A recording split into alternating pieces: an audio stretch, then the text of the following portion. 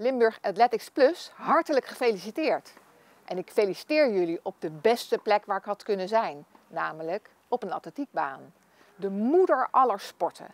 En jullie doen het zo goed in het hele veld in Limburg om iedereen te stimuleren, niet alleen een topsporter te worden, je talent te ontwikkelen, maar zeker ook in die breedte sport actief te zijn.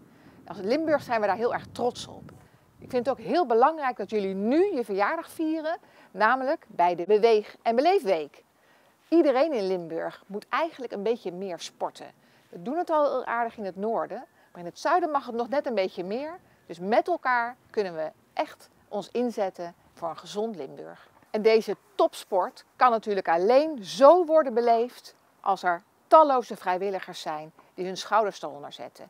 En dat is wat er gebeurt. Al die vrijwilligers stimuleren mensen, helpen mensen, delen allerlei kennis waar de provincie dan weer zijn voordeel mee kan doen om het vervolgens weer te verspreiden. Al 5 jaar doen jullie dat met hart en ziel. Wij zijn jullie daar intens dankbaar voor.